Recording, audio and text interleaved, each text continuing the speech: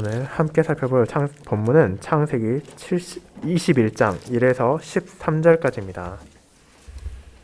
창세기 21장 1에서 13절에 기록된 하나님의 말씀을 낭독하겠습니다.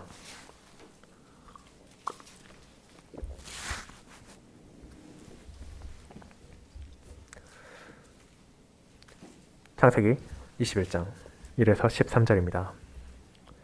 여호와께서 말씀하신 대로 사라를 돌보셨고 여호와께서 말씀하신 대로 사라에게 행하셨으므로 사라가 임신하고 하나님이 말씀하신 시기가 되어 노년의 아브라함에게 아들을 낳으니 아브라함이 그에게 태어난 아들 곧 사라가 자기에게 낳은 아들을 이름하여 이삭이라 하였고 그 아들 이삭이 난 지 8일 만에 그가 하나님이 명령하신 대로 할례를 행하였더라. 아브라함이 그의 아들 이삭이 그에게 태어날 때 100세라. 사라가 이르되 하나님이 나를 웃게 하시니 듣는 자가 다 나와 함께 웃으리로다. 또 이르되 사라가 자식들을 젖먹이겠다고 누가 아브라함에게 말했으리오마는 아브라함의 노경에 내가 아들을 낳았도다니라. 아이가 자라매 젖을 때고 이삭이 젖을 때는 날에 아브라함이 큰 잔치를 베풀었더라. 사라가 본즉 아브라함의 아들 애굽 여인 하갈의 아들이 이삭을 놀리는지라. 그가 아브라함에게 이르되 이 여종과 그 아들을 내쫓으라. 이 종의 아들은 내 아들 이삭과 함께 기업을 얻지 못하리라 하므로 아브라함이 그의 아들로 말미암아 그 일이 매우 근심이 되었더니 하나님이 아브라함에게 이르시되 내 아이나 내 여종으로 말미암아 근심하지 말고 사라가 내게 이른 말을 다 들으라. 이삭에게서 나는 자라야 내 씨라 부를 것임이니라. 그러나 여종의 아들도 내 씨니 내가 그로 한 민족을 이루게 하리라 하신지라. 아멘. 설교 후에는 시편 71편 1절, 3절, 4절을 함께 부르도록 하겠습니다.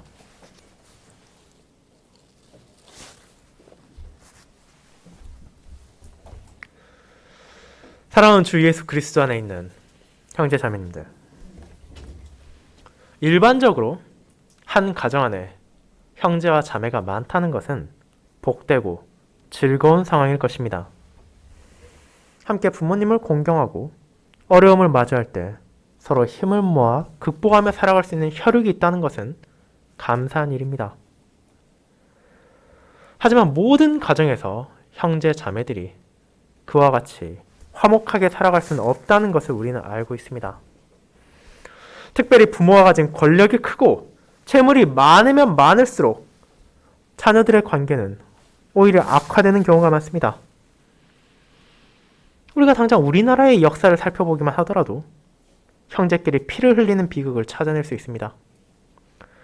왕이 세자를 책봉하여 왕권을 물려줄 때 때로는 세자로 임명되어야 할 장자와 왕이 개인적으로 사랑하는 아들이 달라 갈등을 빚을 때도 있었습니다. 피를 나는 형제들끼리 서로 경쟁하며 부드러운 경우에는 상대를 추방하는 것으로 끝나지만 그것이 격화된 때에는 서로의 목숨을 빼앗는 일도 종종 발생했습니다. 역사 가운데 숨겨지지 않고 드러난 비하만 해도 상당수일진데 왕가만이 아니라 양반이나 귀족들의 가문에서 얼마나 많은 혈육 간의 투쟁이 있었겠습니까? 그리고 그와 같은 다툼은 오늘날도 심심치 않게 뉴스나 신문을 통해 드러나고 있습니다. 그렇다면 우리의 신앙의 선조들이 살았던 수천 년 전의 과거는 어떻습니까? 그때는 이런 문제 없이 모든 형제와 자매들이 서로를 사랑하며 오손도손 살았습니까? 안타깝게도 그렇지 않다는 것을 우리는 보게 됩니다. 인간의 타락하고 부패한 본성은 가장 가까운 혈육인 형제와 자매 간에도 시기와 질시로 인해 미움과 증오를 보이기도 하며 서로를 향해 악의를 표출하기도 합니다. 우리가 멀리 갈 것도 없이 창세기에서만도 이후에 나오는 에서와 야곱이 장자권을 두고 갈등을 표출하고 아버지 이삭의 축복으로 말미암아 서로를 죽이려고까지 하는 모습을 보게 될 뿐 아니라 야곱의 아들인 요셉 역시 형들의 질시로 말미암아 목숨을 빼앗길 뻔했으며 간신히 생명은 건졌으나 노예상에게 팔려 머나먼 애굽에서 종살이를 하게 된 것을 우리는 확인하게 됩니다. 그리고 거기까지 가지 않다 하더라도 우리는 아담과 하와의 후손인 가인과 아벨이 어떤 일을 겪었는지를 함께 보게 됩니다. 그렇게 우리는 모든 형제와 자매들이 주님의 뜻 안에서 온전히 살아가지 않았음을 알게 됩니다. 특별히 부모가 하나님으로부터 받은 축복이 많으면 많을수록 자녀들이 그것에 상속을 두고 경쟁하며 다투는 것은 성도들에게 있어서도 결코 외면할 수 없는 비참한 현실입니다. 그리고 오늘 우리는 창세기 21장을 통해 하나님께서 앞서 아브라함과 사라에게 약속하셨던 아들 이삭이 태어남을 보게 됩니다. 하지만 모두에게 기쁨과 즐거움만을 주어야 할 것 같은 이 약속의 아들의 탄생은 동시에 아브라함의 가정 안에 큰 갈등을 일으킵니다. 아브라함이 하나님의 약속을 굳게 신뢰하지 못하고 인간의 방식으로 해석하고 풀어가려 했던 결과로 찾아왔던 육체의 아들인 이스마엘과 하나님의 전능하심 가운데 은혜로 주어진 약속의 아들 이삭을 둘러싼 문제가 서서히 드러나고 있었기 때문입니다. 오늘 오전 저는 이 상황을 하나님께서 어떻게 인도하시며 그를 통해 자신의 약속을 어떻게 지키시는지를 아브라함의 약속의 아들, 육체의 아들이라는 제목으로 설교하고자 합니다. 그리고 이를 두 부분으로 살펴볼 것입니다. 먼저 첫 번째, 하나님께서 보내주신 약속의 아들 부분을 살펴보도록 하겠습니다.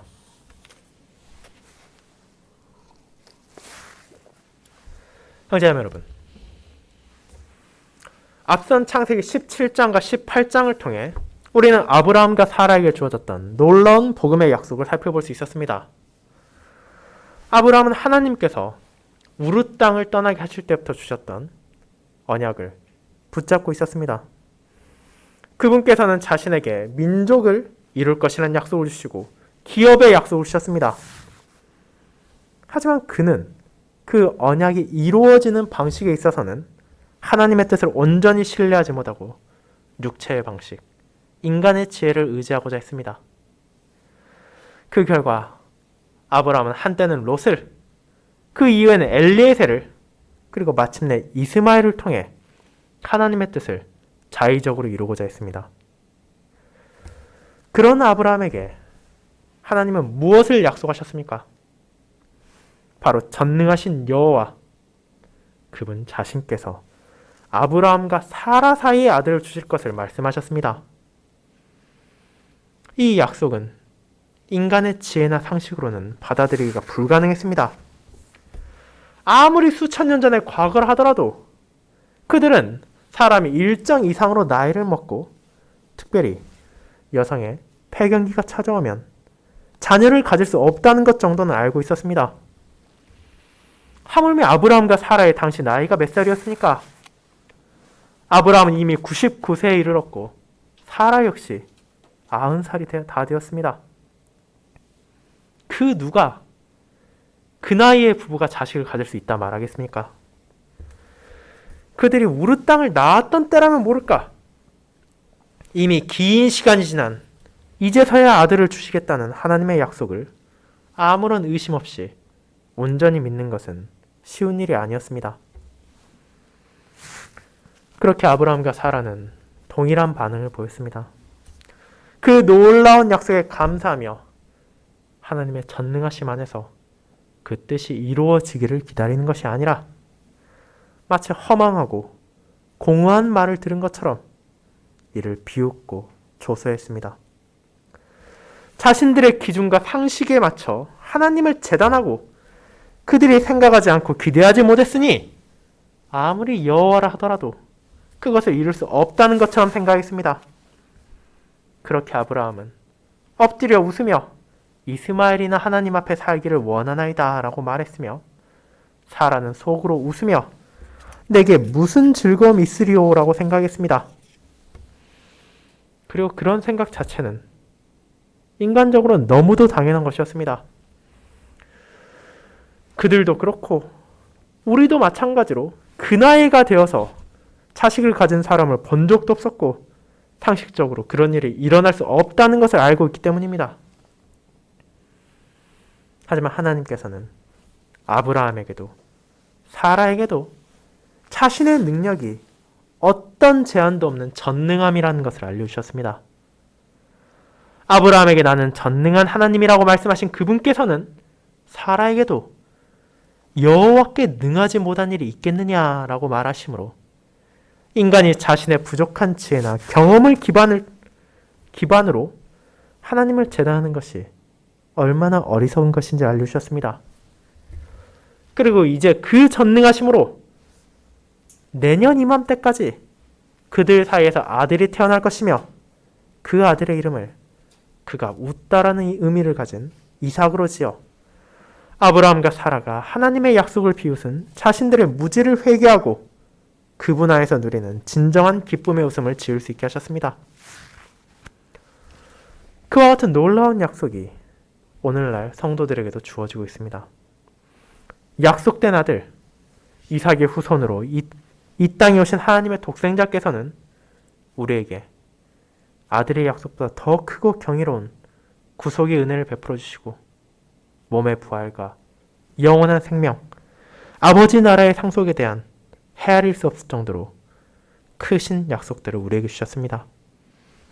비록 그것들 또한 인간의 과학과 지혜로는 이해할 수 없으며 세상의 수많은 이들이 이것이 불가능하다고 비웃고 조소한다 할지라도 전능하신 하나님, 신실하신 여호와께서는 그 모든 약속들을 성취할 것이기에 신자는 어떤 현실과 상황에서도 그분의 약속을 바라봄으로 위로를 받고 소망을 가질 수 있다는 것을 우리는 함께 나누었습니다. 그리고 이제 우리는 창세기 21장에서 그와 같은 약속의 아들이 어떻게 태어나는지와 그로 인해 발생하는 갈등을 바라보게 됩니다. 본문의 시작인 1절은 다음과 같이 말합니다. 여호와께서 말씀하신 대로 사라를 돌보셨고 여호와께서 말씀하신 대로 사라에게 행하셨으므로 라고 말입니다. 여기서 먼저 나오는 돌보다라 번역된 히브리어 동사 타카드는 방문하다라는 뜻을 가지고 있기도 합니다. 즉, 지난주 살펴본 19장에서 두 사자와 함께 아브라함과 사라를 방문하셨던 하나님께서 이제 사라를 다시 찾아오신 것입니다. 전능하신 하나님께서 사라를 방문하셔서 일반적인 자연 법칙으로는 결코 이루어질 수 없는 여호와의 권능을 보여주셨습니다. 그리고 그 방문의 의미를 우리는 잊어서는 안 됩니다. 그분께서는 바로 자신이 주신 복음의 약속에 근거하여 사라를 찾아오신 것입니다. 신실하신 하나님께서 자신의 말씀을 지키셨습니다.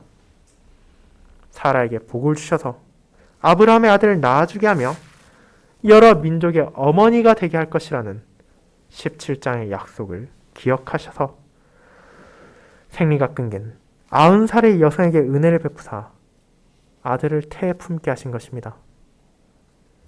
이를 통해 본문을 읽는 모든 사람들은 이삭의 탄생이 아무런 계획도 없이 하나님이 그저 사라를 어느 날 불쌍히 여기셔서 방문하신 것이 아니라 그분의 약속의 근거에 행동하신 것임을 깨달을 수 있으며 이삭의 잉태가 하나님의 전능하심만이 아니라 그분의 약속에 대한 신실하심까지도 보여주는 것임을 확인할 수 있게 된 것입니다.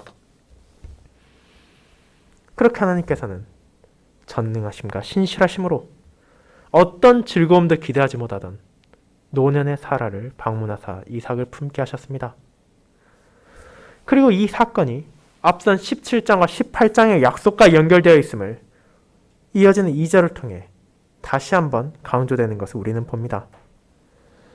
하나님께서 아브라함과 사라에게 약속을 주셨을 때는 내년 이맘때, 기한이 이를 때라는 비교적 추상적인 표현을 사용하셨지만 이제 그때가 더욱 구체적으로 말씀하신 시기로 찾아왔습니다. 사라는 하나님의 약속에 의해서만 이삭을 낳을 수 있게 되었습니다.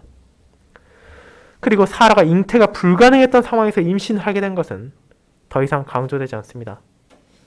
17장과 18장에서 아브라함과 사라는 끊임없이 하나님의 약속을 불신하며 그 이유로 사라의 나이와 생리가 끊어진 것을 말했음에도 불구하고 하나님의 능력 앞에 그 현실은 어떤 장애도 되지 않으며 그저 아브라함이 늦은 나이에도 불구하고 아들을 얻게 되었음을 선언하므로 그분의 전능하심을 신자들이 잊지 않게 합니다.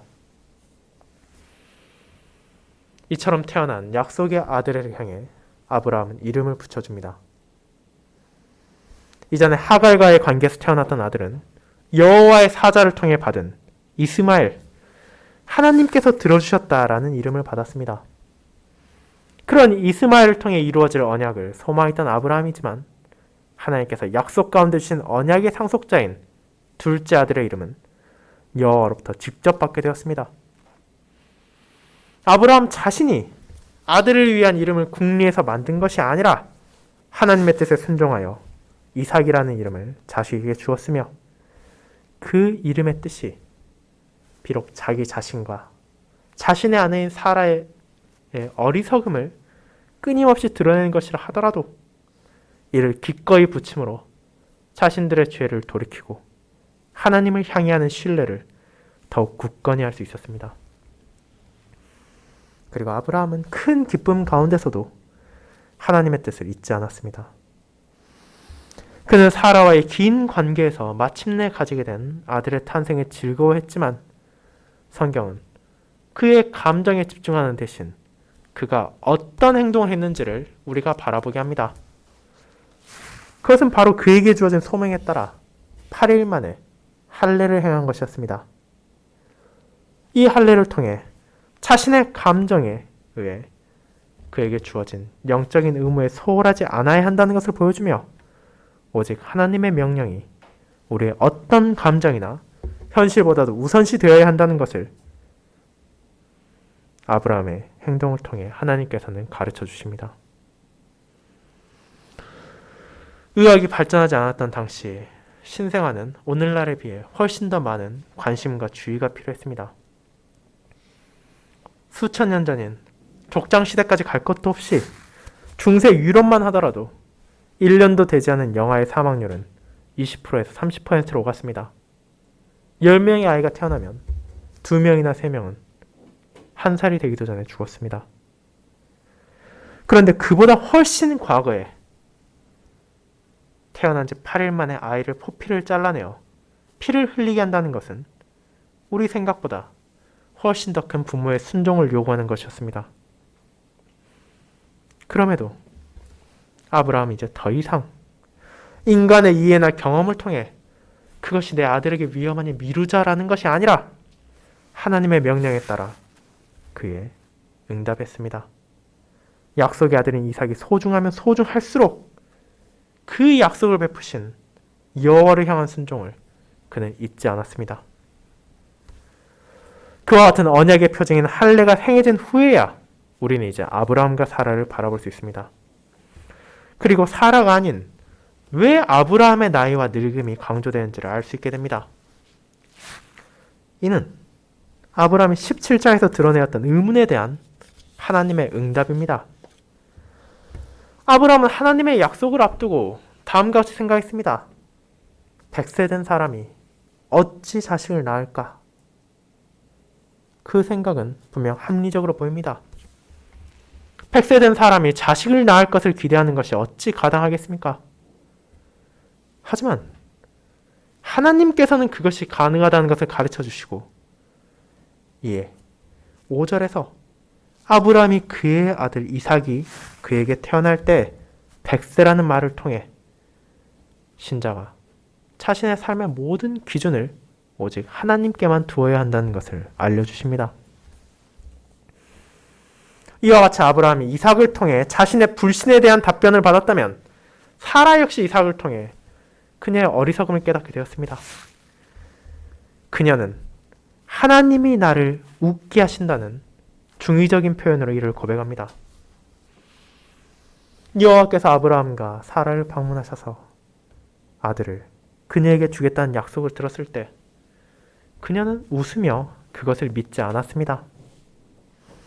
그리고 1년이 지난 이제 그녀는 약속된 아들 이삭을 통해 다시 웃게 되었습니다. 하지만 그 웃음의 의미는 반전되었습니다. 그녀는 과거와 달리 하나님의 전능하심에 감사하며 기쁨과 감사의 웃음을 짓게 되었으며 여호와 앞에서 거짓을 말하며 자신의 웃음을 숨기고자 했던 과거와 달리 주변에 듣는 자들 모두와 함께 웃을 수 있는 참된 즐거움, 자신이 기대할 수 없었던 기쁨을 나눌 수 있는 영광을 얻은 것입니다. 그리고 이제 하나님의 약속에 대해 감사를 표합니다. 대체 누가 사라가 자식을 낳아 젖을 물릴 것을 예상할 수 있었겠습니까? 하지만 하나님께서 이를 말씀하셨습니다. 기나긴 세월을 기다렸던 그 부부, 특별히 사라에게 복음의 약속을 주시고 마침내 이삭을 낳은 사라는 그분의 신실하심을 고백하며 그분의 긍휼하심과 자비에 기뻐하며 이를 자신의 이웃들에게 선포하는 것입니다. 우리가 오늘 함께 살핀 본문에 드러난 노부부에게 주어진 아들의 탄생은 분명 과학이나 이성으로는 해명할 수 없는 여호와의 전능하심과 신실하심을 드러냅니다. 하지만 우리는 이삭의 탄생이 가리키는 더 놀라운 약속의 후손을 기억해야 합니다. 아브라함과 사라가 늙은 나이인 100세와 90세의 하나님의 은혜로 자녀를 가지게 되었으나 이 땅에 오신 하나님의 독생자는 동정녀에게서 탄생하셨습니다. 사라에게 자비를 베푸사 그녀를 방문하셨던 하나님께서는 이제 자신의 영인 성령 하나님을 통해 독생자를 이 땅에 보내셨습니다. 그리고 약속된 아들인 이삭을 통해 아브라함과 사라에게 불신이 아닌 확신을 심어주신 하나님께서는 약속된 독생자를 통해 자신의 모든 백성들에게 위로와 소망을 주셨습니다. 그분 안에서 우리는 두려움과 공포를 떨치고 참된 웃음을 성도들과 나눌 수 있습니다. 사랑하는 형제자매 여러분, 약속된 아들 이삭을 아브라함과 사라에게 보내심으로 하나님께서는 자신의 전능하심과 신실하심을 우리에게 증거하셨습니다. 세상의 지혜나 세상의 기준이 그분 앞에 어떤 장애도 되지 않는다는 것을 보여주셨으며 이제 우리 또한 불신과 의심을 버리고 주님의 약속을 굳게 붙잡으며 기뻐할 수 있게 하셨습니다. 그뿐 아니라 사도 바울의 서신에서 들어간 것처럼 부족한 우리 역시 이삭과 같이 하나님의 약속의 자녀가 되었습니다. 그리스도 안에서 한 분 하나님의 자녀가 되었기에 이제 우리는 그분의 뜻에 따라 살아가며 그분의 약속 안에서 소망을 가지며 그분의 신실하심 안에서 위로를 받게 됩니다. 그와 같이 우리가 자녀로서 아버지의 뜻에 순종하는 삶을 살아가는 동안 소망과 위로가 필요한 이유는 약속의 자녀를 향한 세상의 공격이 여전히 거칠게 몰아치고 있기 때문입니다. 이를 두 번째, 하나님께서 떠나게 한 육체의 아들을 통해 살펴보겠습니다.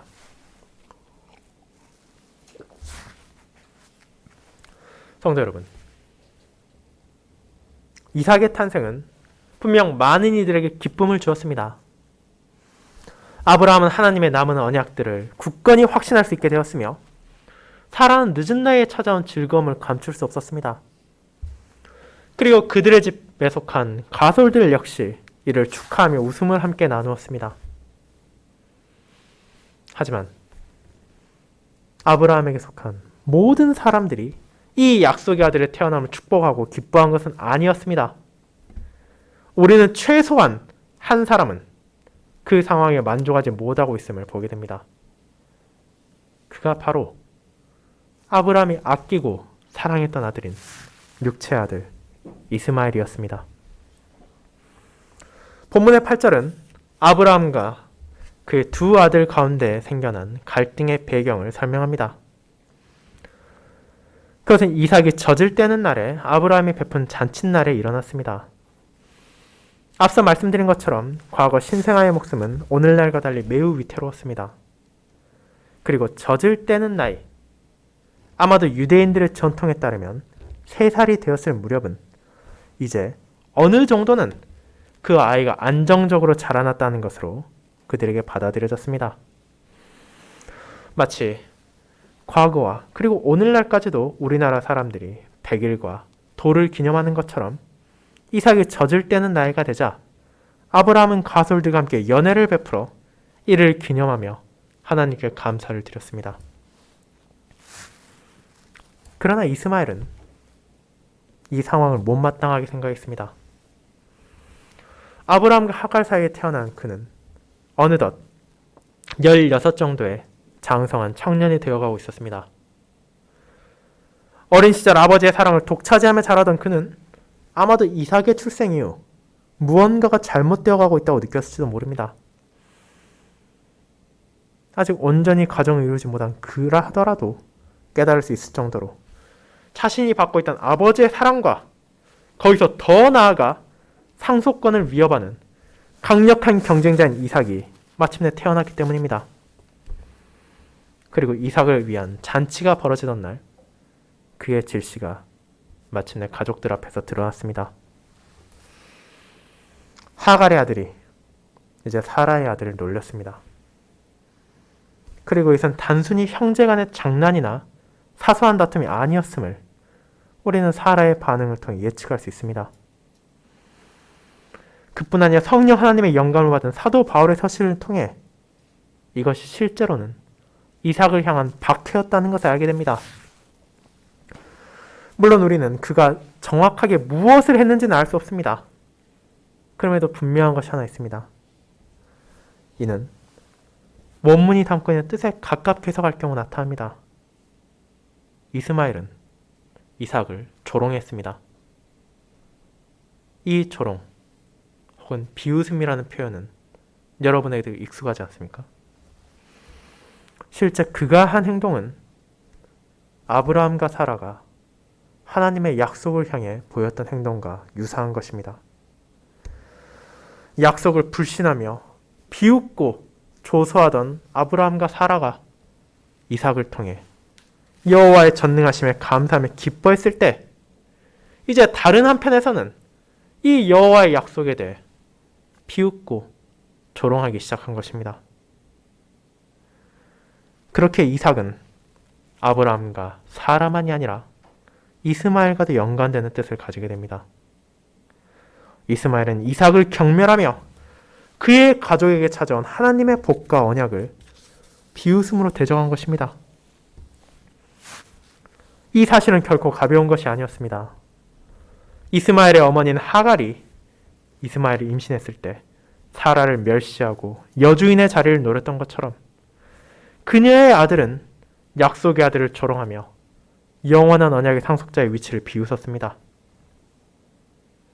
이를 본 사라는 아브라함에게 단호하게 선언합니다. 이 여종과 그 아들을 내쫓으라고 말입니다. 여러분의 이 요청이 너무나 가혹하다고 생각하십니까? 하지만 사라는 이삭이야말로 하나님께서 뜻하신 약속의 아들이며 그분과의 영원한 언약을 세울 자라는 것을 알고 있었습니다.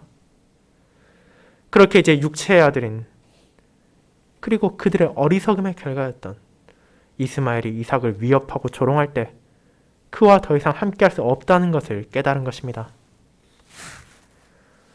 이와 같은 사라의 요청은 아브라함에게도 큰 갈등을 일으켰습니다. 그는 이삭을 사랑했지만 이스마엘 또한 사랑했습니다. 그가 늦은 나이에 가지게 된 첫 아들을 아꼈으며 하나님 앞에서 그를 여호와 앞에 살게 해주실 것을 부탁하지 않았습니까? 그러나 아브라함 자신이 언약의 상속자라 생각했던 이스마엘이 오히려 그 언약의 상속을 적대하는 자로 자라가고 있었습니다. 이삭과 이스마엘이 함께 자라는 것은 이제 분열과 갈등을 유발하게 될 것입니다. 그렇게 그는 두 아들의 장래에 대해 근심하며 고민했습니다.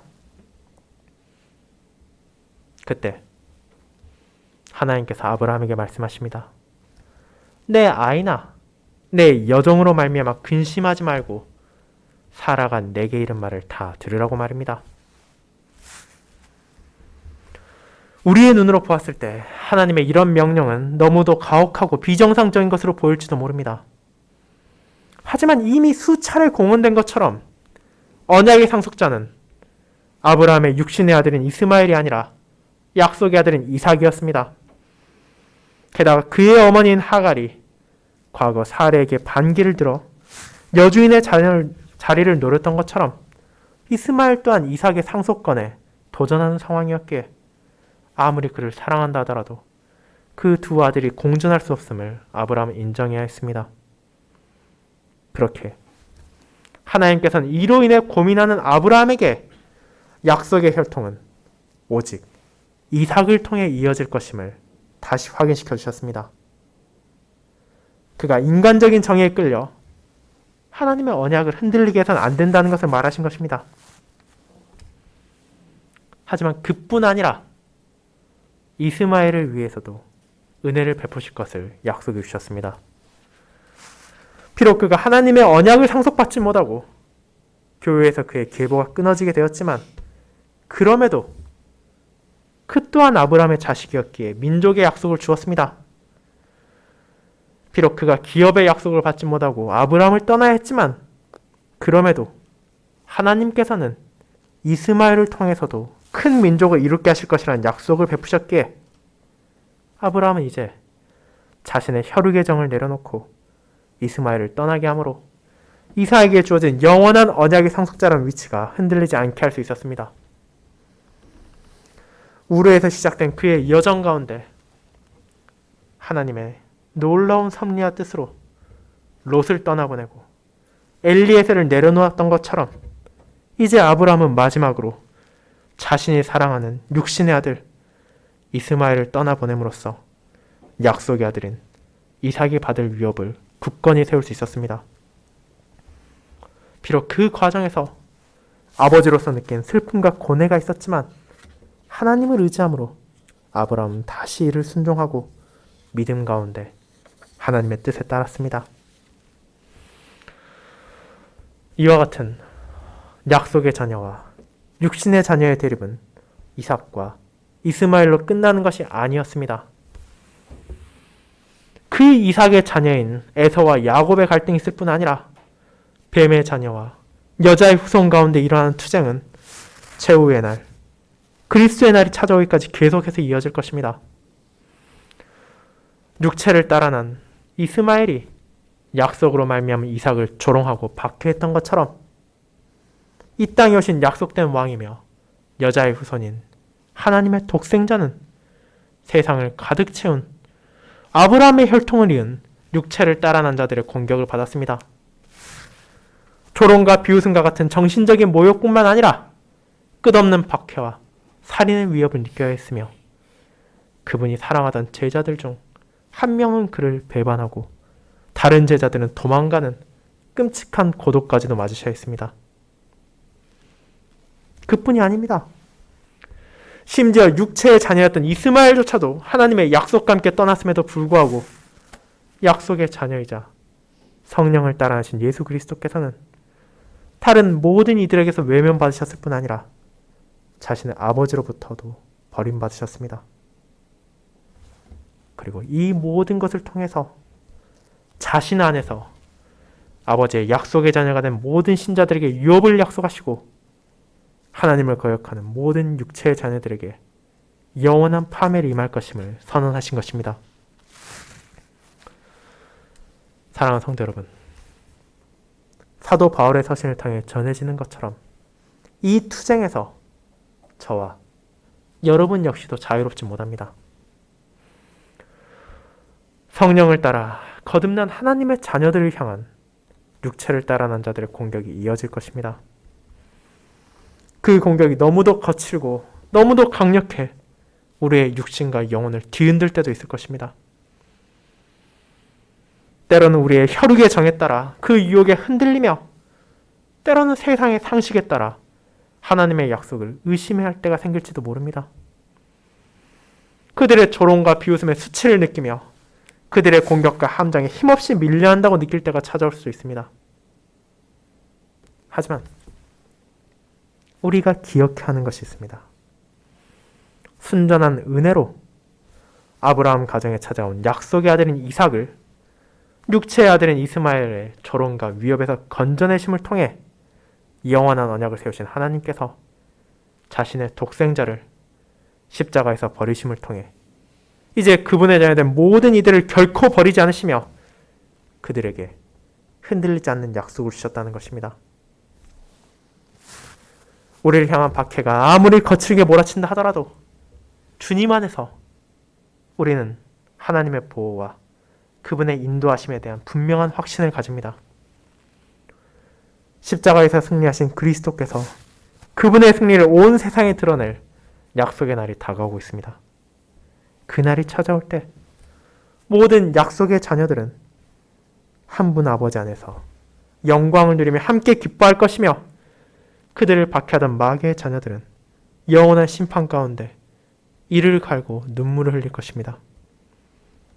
그렇게 우리에게 어떤 어려움과 고난이 찾아온다 하더라도 이 주님의 약속을 바라보며 위로를 받고 소망을 붙잡으시길 바랍니다. 이번 한 주에도 우리는 고통을 겪으며 고뇌에 빠질 수 있습니다. 그러나 그 모든 순간에도 언약에 신실하신 하나님께서 우리와 함께 하실 것이며 그분의 전능하심을 통해 우리를 둘러싼 모든 것들을 사용하사 선하게 인도하실 것입니다. 그 확신 가운데 세상의 조롱과 박해를 인내하며 주님의 뜻을 바라봅시다. 모든 약속의 자녀들이 다 함께 멈추지 않는 웃음으로 교제하며 하나님을 찬양할 영광의 날이 다가오고 있습니다. 아멘.